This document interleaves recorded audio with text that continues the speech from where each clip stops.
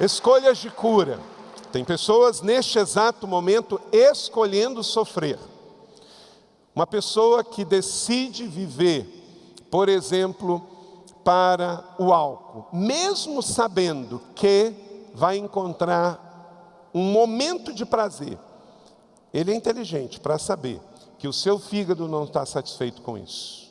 Uma pessoa que decide fumar, ele está sabendo que o seu pulmão vai sofrer com isso. Eu estava visitando esta semana uma pessoa que bebeu e fumou bastante. E ela, muito nova, está com vários órgãos seus comprometidos e teve que fazer cirurgia para retirada. Não era plano de Deus isso, não era. A pessoa fez escolhas erradas. Porque as causas, as nossas escolhas, elas trazem efeitos colaterais. Então, escolher, a vida é feita de escolhas, de atitudes nossas. E tem questões que são emocionais, que também sendo bem tratadas dentro de nós, podem evitar que não tenhamos doenças. Por exemplo, uma pessoa que se preocupa demais, ela é extremamente preocupada e ansiosa. Isto não tratado pode gerar no seu estômago uma gastrite, que evoluída e não tratada, não curada, pode virar o quê? Até uma úlcera, que pode virar o quê? Um câncer. Então, há doenças que também são evolutivas, emocionais, que podem passar para físicas. Então, escolher ter saúde, escolher a vida, escolher coisas boas. Vamos então à escolha de hoje, a escolha do comprometimento. A escolha do comprometimento. E você pode falar, pastor, o que tem a ver isso com cura? Escolher me comprometer e isso curar a minha vida. No final da mensagem você vai me dizer o que isso tem a ver com o seu processo de cura. Mateus capítulo 5, verso 5, bem-aventurados humildes, pois eles receberão a terra por herança. Deus se opõe aos orgulhosos, aos soberbos. Pessoas orgulhosas, vaidosas, soberbas, elas se isolam. Elas se acham melhores do que as outras. E elas não querem viver em comunidade. Eu te desafio, meu irmão, a recusar a viver em solidão. A recusar a se isolar. Você precisa viver em comunidade mais do que você imagina. Você precisa viver em família. Você precisa viver em comunidade. E no caso da nossa comunidade é uma célula, servir no ministério e estar na igreja, onde nós abençoamos e somos abençoados, onde nós podemos exortar e ser exortados, onde eu posso também aprender e eu posso ensinar. O se isolar faz com que eu não perceba os meus pontos cegos. Eu não perceba as minhas próprias doenças. Todo mundo aqui tem ponto cego. Todo mundo tem na sua vida. Agora, no momento em que você se isola, você vai se tornar uma vítima de si mesmo, porque você não vai ter alguém para te dar um toque no seu ponto cego. Viver em comunidade, na família e na igreja, nos ajuda que pessoas que nos amam vão nos ajudar a ver os nossos pontos cegos, as nossas áreas de fragilidade e risco, e com amor vão nos dizer. Olha para cá, meu irmão, só pessoas íntimas nossas falam as verdades que precisamos ouvir. No meio de uma grande celebração como essa, uma multidão, é muito bom. É muito bom para a gente cantar juntos, para a gente ver o impacto que a igreja faz à sociedade, para a gente receber uma mensagem coletivamente, para a gente estar prestando um serviço à nossa comunidade. Mas é na célula onde o meu líder que me conhece pode orar comigo e também me ajudar se eu estou em alguma falha. É na vida de serviço juntos em que podemos nos ajudar. Então eu desafio você, se você quer viver cura, tome a decisão da escolha do comprometimento, de não só frequentar a igreja, mas de pertencer à igreja, porque a igreja não é um lugar para frequentar, a igreja é uma família para pertencer. Então, pertença à família da fé. E aí você vai também estar num processo de dar e receber, de curar e ser curado. Quando nós falamos de compromisso, gente, não tem meio termo. Ayrton Senna da Silva, um grande esportista brasileiro, morreu no exercício do seu esporte. Ele disse: no que diz respeito ao compromisso, não existe meio termo. Ou você faz uma coisa bem feita ou não faz. Por que ele foi o maior corredor de Fórmula 1 da história do Brasil? Porque ele decidiu se comprometer com isso. Nós temos que tomar uma decisão. Eu sou parte da família da fé. Eu estou comprometido com ela. E não tem nada, não tem contrariedade, desgosto que me tire desta família. Pastor, daqui eu só saio enviado. Não saio pela minha própria contrariedade. E eu pergunto a você, como é que você está hoje? Como é que vai a sua vida? Talvez, meu irmão, você está um pouco desgostoso, reclamando, insatisfeito, porque você não parou para avaliar a sua vida à luz do mundo, à luz das outras pessoas e das realidades. Quero te chamar a sua atenção a reavaliar a sua própria vida, ver as escolhas que você está fazendo, e se você está de fato satisfeito e comprometido com o Senhor. Ageu capítulo 1, verso 5, fala que nós devemos avaliar a nossa vida. Leia comigo. Agora sim, diz o Senhor dos Exércitos, o quê? Vejam aonde os seus caminhos o levaram. Mais uma vez, vejam aonde os seus caminhos o levaram. Meu irmão, deixa eu dizer uma coisa para você. 4 coisas para você avaliar e perceber a sua própria vida. Se você tem comida na sua geladeira, não é aquela comida que você gostaria. Se você tem comida, tá? Se você tem comida, perguntando se você tem caviar na geladeira. Estou falando se você tem comida na sua geladeira, se você tem roupa no armário, se você tem um telhado sobre a sua cabeça e se você tem um lugar para dormir, uma cama para dormir. Segura aí, você está melhor do que 75% da população do mundo. Só por esse fato. Não é se você tem pernil na sua geladeira, não é se você tem Lacoste no seu armário, não é se você mora numa casa triplex, não é se você está vivendo assim nababescamente. É só se você tem uma cama e um lençol limpo, se você tem um teto sobre a sua cabeça, se você tem uma roupa limpa para vestir, e se você tem um pouco de comida, um arroz com feijão, com ovo para comer, você está melhor do que 75% da população do mundo inteiro. Então, vamos agradecer ao Senhor, porque um coração alegre, um coração grato, bem resolvido, cura a nossa alma, nos faz viver satisfeito, porque viver reclamando, viver dizendo que não tem, o que está faltando, traz muitas consequências ruins, porque coisas negativas para a nossa vida, também adoece a nossa própria vida. Se a nossa alma estiver doente, o nosso corpo vai estar doente. Se o nosso emocional está doente, também o nosso biológico vai ser afetado. Se você tem algum dinheiro no banco, escuta essa, se você tem algum dinheiro no banco, não muito, algum dinheiro no banco, e se você tem um pouco de dinheiro na sua carteira, não muito, um pouco, você está entre os 8% mais ricos do planeta. Sabe por quê? 92% da população do mundo inteiro, dos 205 países do mundo, não tem nenhum dinheiro extra e nenhum dinheiro em banco. Se você nunca experimentou um perigo de guerra, de batalha, de campo de batalha, você nunca experimentou a solidão de um cativeiro, a agonia de uma tortura, a dor da fome, você está entre os mais de 500 milhões de pessoas que estão sofrendo isso neste exato momento. Meu irmão, tem 500 milhões de pessoas que estão embaixo de bombas, de guerra, de tortura e de prisão.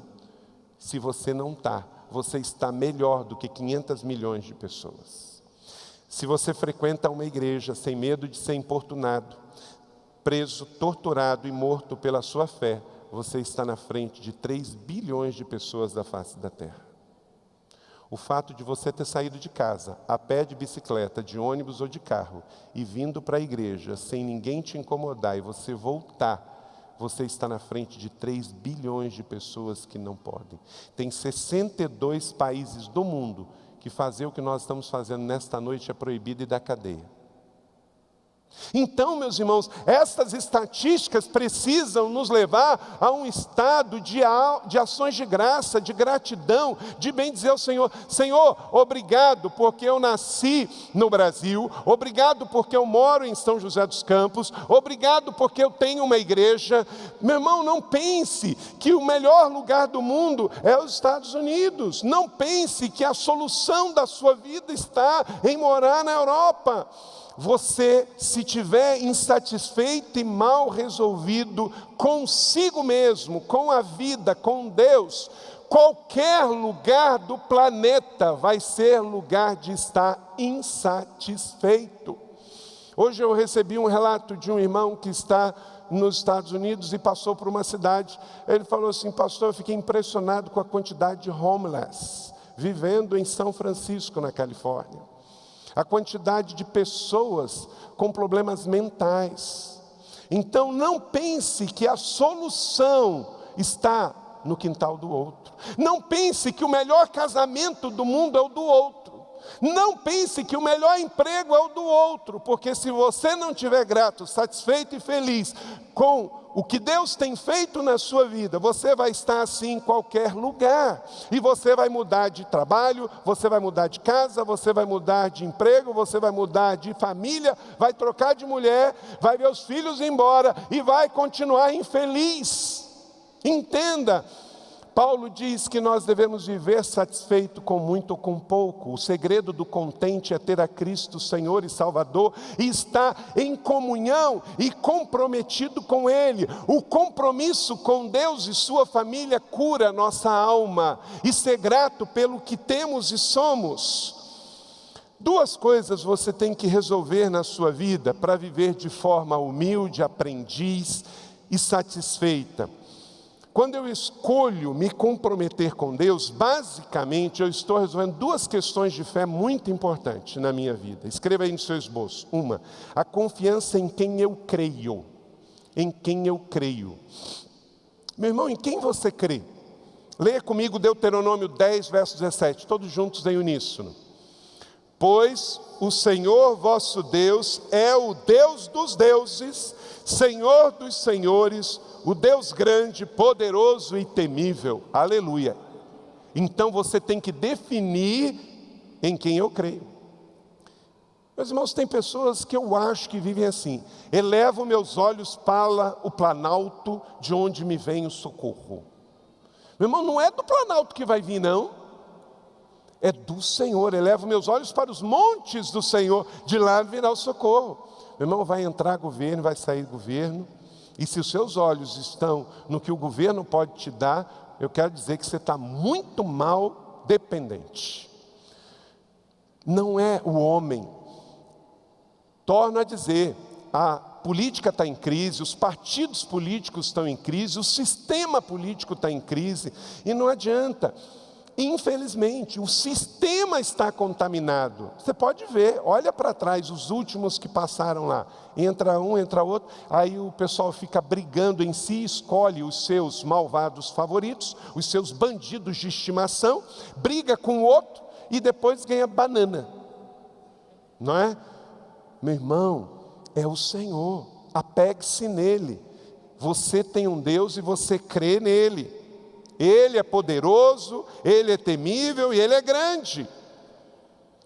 Quando você dizer para o seu problema quem é o seu Deus, o seu problema vai correr.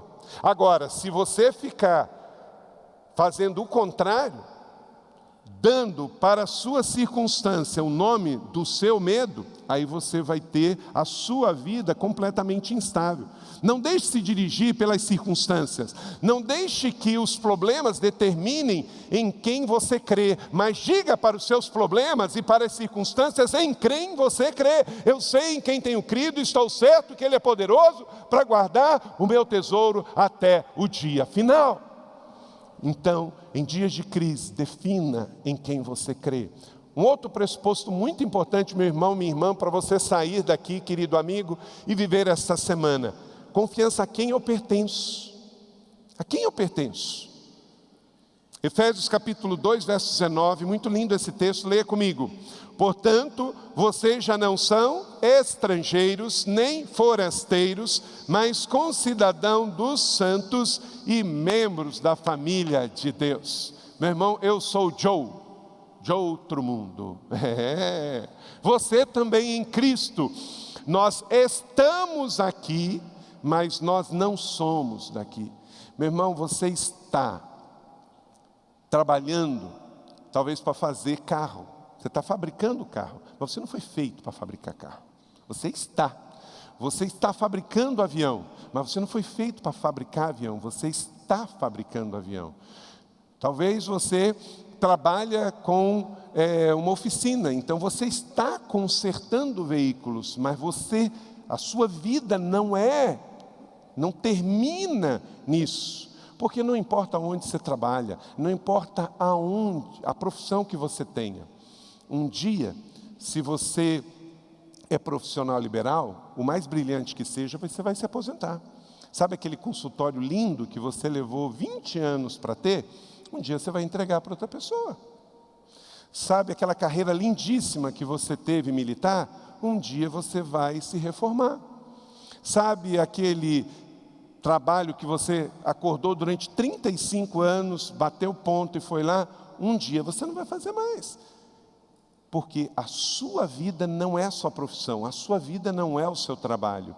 Você é filho de Deus, você é amado do Pai, você tem um Deus amoroso e Ele te permitiu ter uma vida na terra breve, curta, temporária e passageira. Ele te deu habilidades, você aprendeu uma profissão, estudou e está há algum tempo determinado por Ele exercendo isso, mas vai amar. Um dia você não vai ser mais professor, você não vai ser mais enfermeiro, você não vai ser mais advogado, você não vai ser motorista, você não vai ser dono de casa. Tem um dia que eu vou me aposentar. Se Jesus não voltar, eu não vou ser pastor da igreja da cidade por todo o tempo, porque isso é uma função temporária. Mas você tem que entender que filho de Deus, comprometido com a família de Deus, isso você vai estar, e não só na terra, por toda a eternidade. O primeiro tempo você joga aqui e o outro você joga na eternidade. Você conclui aqui uma etapa e depois a plena. Então, defina bem quem são os seus valores de fé que você crê e a quem você pertence. Tem pessoas que brigam por um time de futebol como se pertencesse.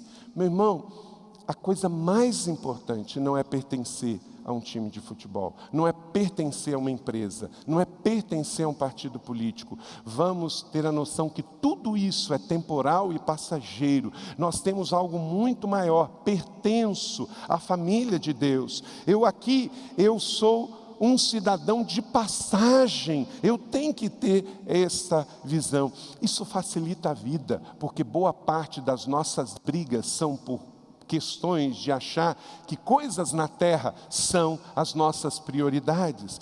Questões na terra são questões que nos roubam o sono.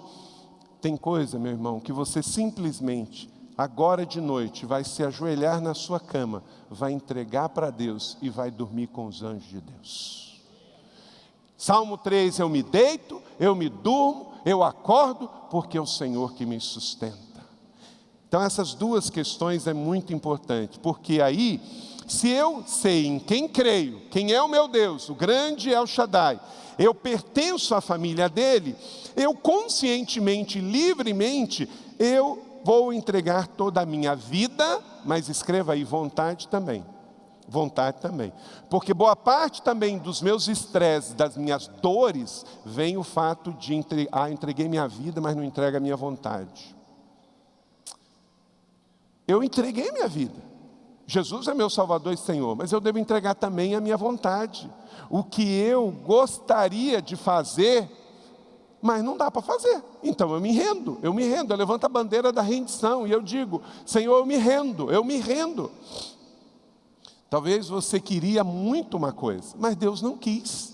Pare de lutar e aceite o estado que você está, porque isso vai dar menos estresse, isso vai te deixar menos doente. E sabe qual é o problema? Se você não aceitar a situação que você está vivendo, não só você vai ficar infeliz, mas todo mundo que estiver perto de você, seu filho vai ver você infeliz, sua esposa vai ver você infeliz, seu marido vai ver você infeliz, porque você não está aceitando o momento que você está passando. Primeiro, que isso pode não resolver, e segundo, que isso vai te envelhecer. Por dentro você vai morrer. Entregue sua vontade. Lucas 14:33, da mesma forma, qualquer um de vocês que não renunciar a tudo que possui, não pode ser o quê? Discípulo. Talvez você esteja sendo só um membro da igreja, mas não é discípulo de Jesus, porque você tem que abrir mão de alguns gostos e algumas preferências para ser curado. E outra coisa que você deve entregar, todo o controle, escreva aí, todo o controle. Eu não quero mais lutar, eu quero entregar o controle. Ou você entrega o controle, ou você não entrega nada. Ou você entrega o controle, ou você não entrega nada. Que com relação à nossa vida, Deus não quer parte, Deus quer tudo. Tomem sobre vocês o meu jugo e aprendam de mim, que sou manso e humilde de coração, e vocês encontrarão o quê? Descanso. Você poderia abrir a sua Bíblia e grifar esta palavra, descanso. Toda pessoa que não descansa adoece. Todo corpo que não descansa adoece. Então o fato de você estar lutando contra Deus, lutando contra a situação e não confiando e não descansando, você vai adoecer. Nós não somos máquinas. Da mesma maneira que o meu corpo físico precisa de descanso, por isso que Deus fez dos 7 dias, mandou a gente descansar no 7º, o meu corpo físico precisa de descanso, a minha alma também precisa de descanso, o meu coração precisa de descanso, porque todo o meu corpo vai agradecer por isso.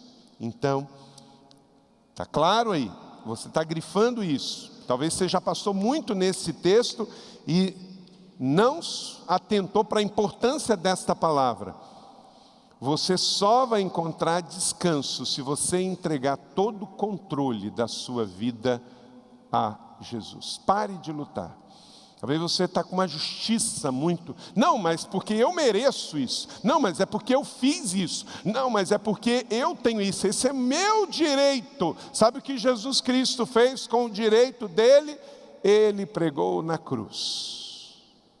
Ele pregou na cruz o direito dele. Ele abriu mão do direito dele. E por isso hoje todos nós estamos salvos. Então pare de lutar.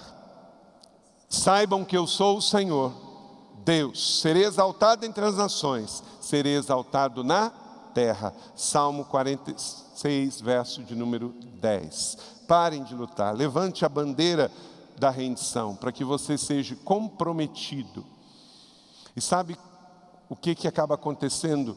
Justamente por algumas pessoas não estarem satisfeitas com o que têm, não estão satisfeitas com o que Deus tem feito na sua vida, estão apegadas a coisas, estão apegadas a status, começam a se isolar. Aí não quer mais viver em comunidade, não quer viver mais em sociabilidade, não quer ser parte da família e se isola. Não vai resolver nada, só vai aumentar os seus problemas, suas dores, suas feridas, suas doenças. Escolher se comprometer com Deus, estar comprometido, vai curar a sua alma. Tenha certeza disso. Você vai dar testemunho disso. Não se comprometa com a sua carreira, em primeiro lugar. Não se comprometa com o seu desejo, mas se comprometa com Deus. Aconteça o que acontecer, esteja com Ele. De forma prática, escreva aí algumas coisas sobre o que é se comprometer com Deus. O que isso implica, se comprometer com Ele e seu reino. Primeira coisa, abrir mão do seu orgulho pessoal. O seu orgulho pessoal, diz as Escrituras, que é um absorvente usado. É um traço de imundícia, disse Jesus. Quer dizer, aquilo que a gente fica justificando, não se justifica. Leia comigo Lucas 9, 24, que é a palavra de Jesus. Pois quem quiser salvar a sua vida, a perderá. Mas quem perder a sua vida por minha causa, este a salvará. Por que a Bíblia diz que ricos têm dificuldade de entrar no reino dos céus? Porque acaba se apegando a um próprio Deus, que é Mamon. Não é que Deus tem problema com riqueza, não. Até porque, inclusive, para manifestar o reino de Deus na terra, nós precisamos de dinheiro da terra. Por exemplo, imprimir Bíblia custa dinheiro, plantar novas igrejas custa dinheiro, construir auditórios para as igrejas custa dinheiro, energia elétrica, som, esse ambiente aqui, tudo custa. Então, Deus não tem problema com dinheiro. Deus tem problema quando você pega o dinheiro e faz dele um fim e você vive para ganhar mais dinheiro. E se esquece de que o que Deus te deu é para deixar um legado. Você deve ter dinheiro para desfrutar e para servir. Mas também deve ter dinheiro para repartir. Uma vez uma mulher estava conversando comigo e estava assim... E aí me falou sobre um roubo que teve na empresa deles. Aí ela falou, pastor, já acostumei. Falei, é mesmo? Acostumei. Pastor, eu sou tão descanada com isso, que a gente tem que ter dinheiro para gastar, desfrutar e até os outros roubar. Faz parte. Infelizmente tem gente que está chorando a morte da perda de um anel 10 anos depois. Você quer ver também como é que está o seu coração? Qual o grau de atenção e estresse você dá? Tem gente que tem seguro, o carro dá uma batida e ele perde 5 anos da vida. Então, para que paga o seguro? Economiza então o dinheiro do seguro. Você paga seguro para justamente partir o pressuposto que isso pode acontecer. Então, aconteceu. Eu lembro uma vez que eu estava na casa de um irmão no Rio de Janeiro, e ele era pastor, e a gente estava assim na mesa, lá em São João de Meriti. Aí o filho dele entrou, o carro estava parado lá de fora. Ele falou assim, pai, o senhor emprestou o seu carro para alguém? Ele falou assim, ele estava na mesa, a gente estava comendo. Você emprestou o seu carro para alguém? Ele falou assim, não. Pai, então eu acho que roubaram. Ele continuou. Aí o filho dele falou assim, pai, acho que roubaram o seu carro. Ele falou, filho, pelo menos deixa eu terminar de comer. Depois a gente resolve. Porque o que? Me roubaram o carro, eu não vou comer por causa disso? Depois nós vamos para a delegacia, mas deixa eu terminar de comer. Gente, tem coisa que nós temos que trabalhar nessa perspectiva. O que vai? Vou sair correndo e tal. Avalie bem, pondere bem.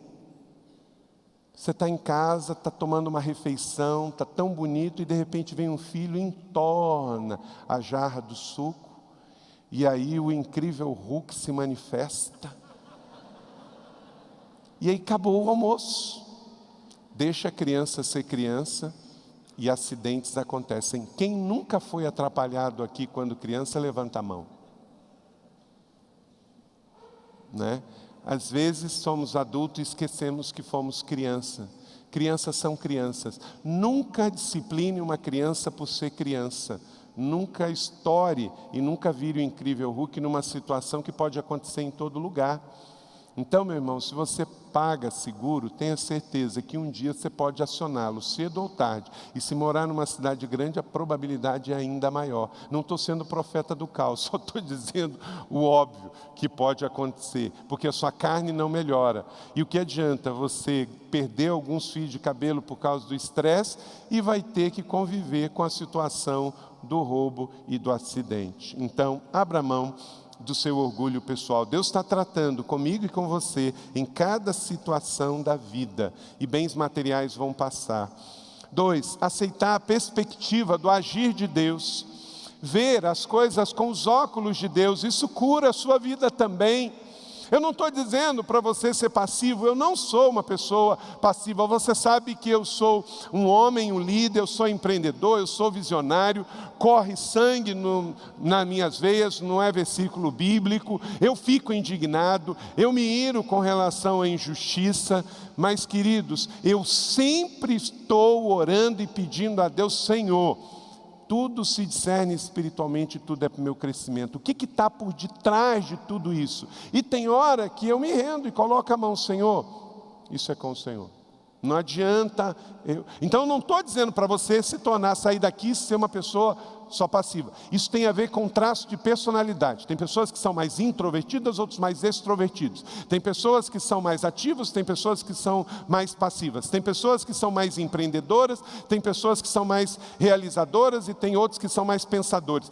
Isto é lindo, isso é a biodiversidade da vida. Deus nos fez diferente, Deus nos fez homens e mulheres, Deus nos fez pessoas diferentes, que pensam em ser diferente. Ótimo, ser diferente. Eu estou dizendo é que você não pode achar que você vai gerenciar tudo com as suas próprias mãos, porque não dá, isso vai frustrar você. Então, aceite a perspectiva. Eu tenho essas duas regras de ouro. Se você quiser escrever em algum lugar e que sirva para você. Na vida, tudo se discerne espiritualmente e tudo é para o nosso crescimento. Essas duas coisas podem salvar a sua vida no momento difícil. Tá? Na hora da vida aqui, lembre-se, tudo se discerne espiritualmente. A vida não é só matéria, a vida não é só o que vemos, tem algo por detrás. Então tudo se discerne espiritualmente. E também tudo é para o nosso crescimento. O tempo todo, Deus está agindo, Deus está me ensinando, Deus quer que eu cresça. Eu sou filho amado de Deus, e um pai não quer que o filho cresça, e às vezes o pai deixa que as circunstâncias também levem os seus filhos ao crescimento. Provem e vejam como o Senhor é bom, como é feliz aquele que nele se refugia. A maneira como Deus faz as coisas podem não ser claramente entendida por mim aqui e agora, mas eu confio que Ele está no controle e todas as coisas vão se encaminhar. 3, encarar o mal na minha própria carne. A minha carne não melhora. Jeremias 17:9 diz: o coração é mais enganoso do que qualquer outra coisa e sua doença é incurável. Quem é capaz de compreendê-lo? Então não confie no seu coração, desconfie do seu coração, porque todos nós pecamos. Romanos capítulo 3, verso 23, pois todos pecaram e estão destituídos da glória de Deus. E quando a Bíblia fala todos, é todos, todo mundo que está aqui, todos nós. Carlos MacCord, um dos homens que foi pastor desta igreja, ele diz: a minha carne nunca melhora.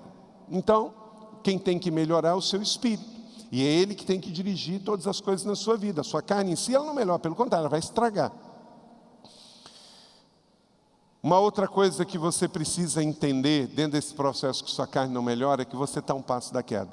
E quando nós pertencemos a uma célula, a um discipulado, quando a gente presta conta, quando a gente faz parte de uma igreja, família, isso ajuda.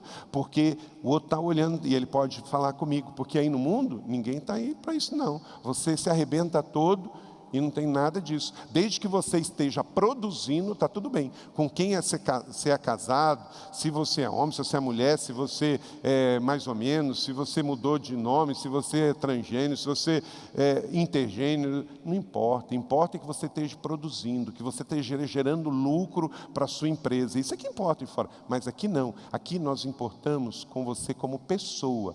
E quando você está hoje, vieram 55 irmãos que passaram pelo acampamento Aprisco e fizeram o Retiro Restauração. Uma igreja que oferece isso, que leva as pessoas, que coloca voluntário, que investe, que ora, que ministra, que cuida. É porque nós queremos ver você melhor cada dia.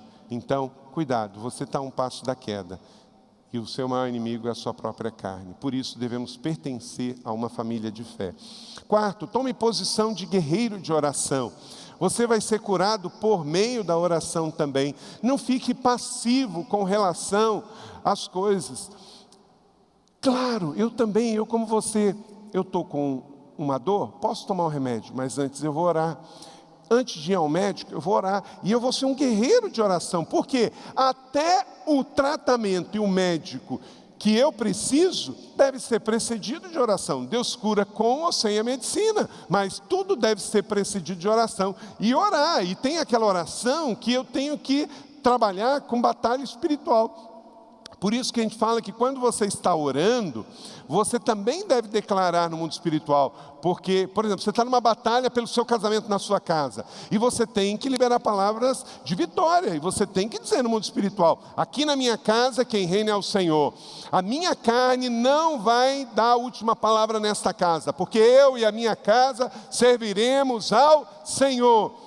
Você tem que verbalizar isso, inclusive para o mal, para os demônios que querem matar, roubar e destruir, trazer confusão na sua casa, possam ouvir. Você não pode ficar só orando em silêncio. Tem gente que só ora em silêncio. Está ali o irmão, chega junto com o outro e fica lá só concordando. Você diz amém, assim seja, glória a Deus, aplico fé, creio, acompanha concordando e também verbalizando no mundo espiritual, com atitude de guerreiro, porque o que está em jogo é a vida, é a família, é o reino. Então você se envolve, você está apaixonadamente por isso. Quem assiste um jogo de futebol e ele gosta de futebol e ele fica, né? Eu nunca vi. Ele o quê? Ele verbaliza aquilo que... Quando o camarada está namorando e está apaixonado, o que ele faz? Ele gosta de dizer, I love you. Né? Ele gosta de dizer. Por quê? Porque ele quer verbalizar o que está no seu coração. Então, no mundo espiritual é assim também. Chega a hora em que temos que descer do muro. Quinto, compromisso de serviço com a igreja local. Meu irmão, isso cura. Quando a gente começa a servir, por exemplo, meu irmão, você que reclama do estacionamento da igreja, eu quero te dar uma dica. Vai servir no estacionamento da igreja. Vai servir no estacionamento da igreja. Hoje eu estava saindo aqui da igreja pela manhã, estava indo aqui no estacionamento, e o nosso estacionamento, tudo bem, não é aquela Brastemp de um estacionamento por enquanto, vai chegar. Então, ele ainda não está assim, é um pré-asfalto o estacionamento ali perto do colégio, e não está tão demarcado. Mas a gente sabe que a faixa de andar é essa da direita, não sabe? E aí tinha um monte de carro. Aí veio o irmão com um Merivazinho prata, eu não sei quem foi, mas era um Meriva prata, isso eu vi. E passou na frente de todo mundo. O estacionamento ele não é tão grande. O que aconteceu lá na frente? Ele quis entrar à direita e deu sinalzinho, igual que ele estivesse na Dutra. E eu fiquei olhando, que cara de pau. E isso porque a gente está saindo do culto. E o adesivinho, uma família para pertencer lá atrás. Irmão, vamos esperar, não é? Então, nós precisamos entender que somos família. Então, o serviço ministerial cuida de criança na igreja. Inclusive, a gente tem 2 cultos. Um você pode participar e o outro você pode servir. Enquanto nós estamos aqui, tem gente cuidando de criança, tem culto de adolescente acontecendo agora ali no hangar, tem culto de junior acontecendo, tem ali o Ministério Ignição cheio de criança em 3 lugares, nesse exato momento. Tem gente no som, no multimídia. Servir é muito bom, porque a gente se coloca no lugar do outro, a gente usa o sapato do outro, não é? Isso é ótimo. Então, tenha o compromisso de pertencer, faça uma escolha de cura. E a 4ª escolha de cura nessa série é a escolha também se comprometer. Escolher se comprometer é escolher servir. Você não está aqui só para receber, você está aqui também para dar, porque a vida cristã é sobre doação. Eu hoje sou pastor com vocês, querido. Eu tenho 47 anos de idade. Eu passei 20 anos da minha vida servindo em igreja local e aos pastores. Só depois que eu me decidi ir para fazer uma faculdade teológica, servir no ministério. A primeira igreja que eu fui pastor tinha menos de 100 membros, lá na Baixada Fluminense. Era tudo tão mais desafiador. E eu digo para você que o mesmo prazer que eu tinha em Nova Iguaçu, que eu tinha em Juí, que eu tinha quando cheguei aqui, eu tenho de servir e fazer o que faço por vocação, por amor e por paixão. E peço que você faça o mesmo. Mesmo que você hoje não esteja lá, mas se coloque no lugar do outro. E saiba que servir cura, servir cura. Se você entrar no ministério de capelania desta igreja, você vai ver que você também vai ser curado. Tem pessoas que nunca entraram no hospital até o dia em que precisa receber uma visita de alguém. Aí chega lá e fala assim: nossa, ninguém veio me visitar. A pergunta é: qual foi a última vez que você foi no hospital visitar alguém? Não é? Sexto, exerça o dom da presença. Exerça o dom da presença. A virgem ficará grávida e dará à luz a um filho, e lhe chamarão Emanuel, que significa o quê? Deus conosco. Ofereça-se a si mesmo. Ofereça-se a si mesmo. Tem coisa, gente, que a gente não pode fazer nada. Mas quem disse que se eu não posso fazer, eu não posso estar? Eu posso sentar perto de uma pessoa. Eu posso estender a cadeira do milagre na célula e orar pela pessoa. Eu posso dar um abraço. Eu posso fazer uma visita. Eu posso dizer assim: eu me importo. Eu posso ir lá, estar com a pessoa. Exerça o dom da presença. Se a presença é se alegrar, se alegre. Se a presença é chorar, chore. Sétimo, fazer aliança de empatia com a dor do outro. Quero conhecer a Cristo e o poder da sua ressurreição e a participação nos seus sofrimentos, tornando-me como Ele, Filipenses 3:10. Há um tempo atrás, esteve aqui na nossa igreja, há uns 6 anos atrás, um pastor de Ruanda, pastor Strato Gatama. E um ministério lindo lá em Ruanda. Ruanda foi transformada por Deus através do livro Uma Vida com Propósito, através das igrejas com propósito, através do plano Peace, porque mudou a realidade da igreja. Ruanda hoje é um dos países melhores para se viver na África. E esta história passou pela decisão de sentir com a dor do outro e dar o dom da presença. Eu já mostrei esse vídeo aqui antes, mas muita gente chegou depois e ele se aplica muito bem para o fechamento desta palavra. Assista esse vídeo, preste atenção para você acompanhar a leitura.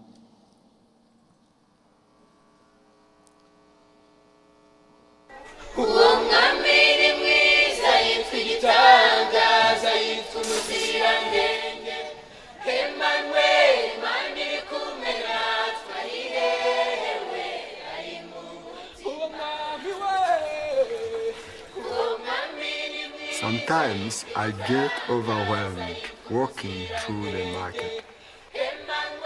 How many of these people have hope? How many are lost? How many are suffering? How many have AIDS? I've read the statistics. Many people I see right now in this crowd have AIDS. But what are statistics? We all have lost a brother, a parent, cousin, or a friend. We are all affected. My name is Straton Gata. It means I come with gifts. But sometimes I don't feel like I have much to bring. When Jesus met a blind man in the street, he was not sure how the man became blind. Jesus loved sick people even when everyone else ran away.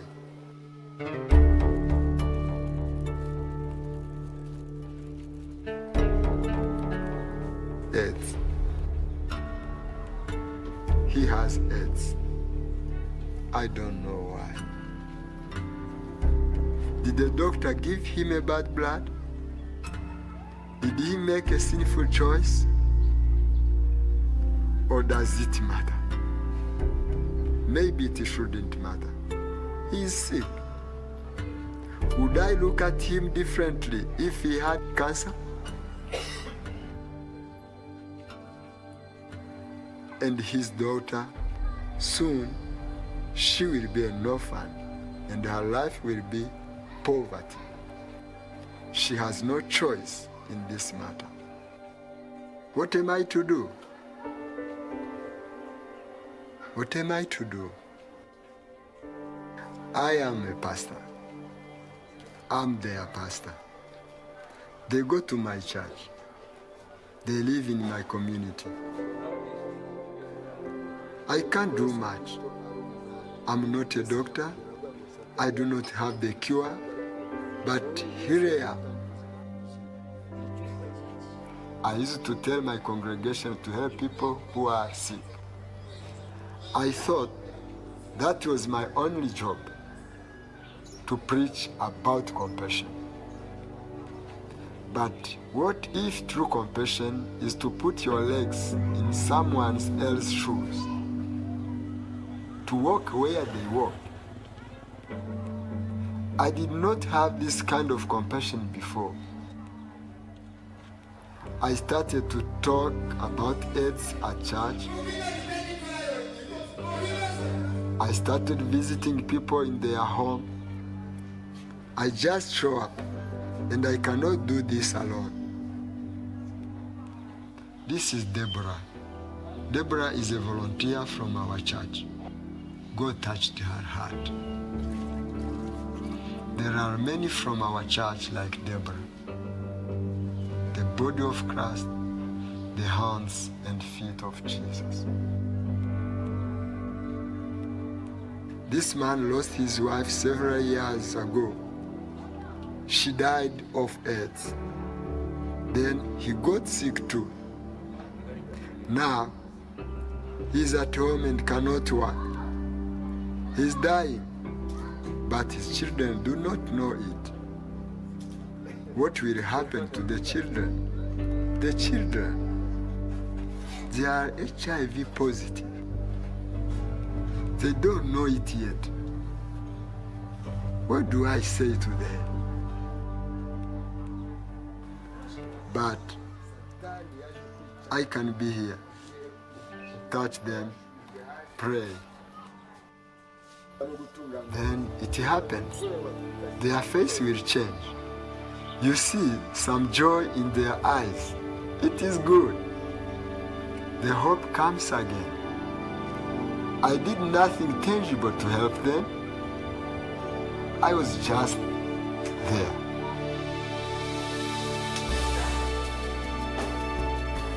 The church began to show this kind of compassion. Those who are infected are afraid, so we held their hands.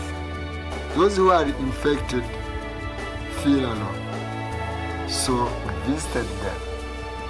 Those who are infected are confused, so we counseled them. Those who are infected feel rejected, so we accepted them. We loved people who were hurting. A few years ago, I did nothing. People in my own community were dying. They were dying every day. They died alone. They died afraid. They died rejected by the church. A few years ago, I thought preaching was enough. That was my compassion. But if we don't do something, who will? If we don't show God's love, who will? If we don't show up, who will? Glória a Deus. Muito forte, não é? Nunca diga que você não pode fazer algo. Quanto mais comprometido você estiver com o corpo de Cristo, mais a sua vida vai ser curada e você vai curar outros. Que este espírito de Débora, tenha muitas Déboras aqui, possam se importar, fazendo o dom da presença e sentindo com a dor do outro. Ruanda sofreu em 92 o maior genocídio, onde 2 tribos se dividiram e mais de 1 milhão de pessoas morreram. Um país de 10 milhões de pessoas, pense bem, 10% da população foi morta. Mas hoje a reconciliação aconteceu e a igreja tem parte nisso. Nós podemos mudar o mundo e esse mundo começa a mudar em nós, na nossa casa e na realidade onde vivemos. E por último, parar de falar e começar a agir. Escolha a cura. Escolha se comprometer com Cristo e o seu reino. Filhinhos, não amemos de palavra, nem de boca, mas em ação e em verdade. É preciso ir. As primeiras palavras do Evangelho foi: venha e veja. E as últimas foram: vai e pregue. Então, vamos fazer. Porque a igreja local é a esperança do mundo. Não mais eu, mas Cristo vive em mim. Você pode dizer, Gálatas 2:20, fui crucificado com Cristo, assim já não sou eu quem vive, mas Cristo vive em mim. E a vida que agora vivo no corpo, vivo-a pela fé no Filho de Deus, que me amou e se entregou por mim. Então deixe o orgulho, deixe as pressões materiais, comece a servir, comece a sentir com o coração do outro, com a dor do outro, se coloque no lugar do outro e decida pertencer. Você tem uma família, você tem uma causa, você não vive só para os seus sonhos, para os seus projetos, você vive agora por uma causa, pelo reino, pertencer, ser parte, em nome de Jesus.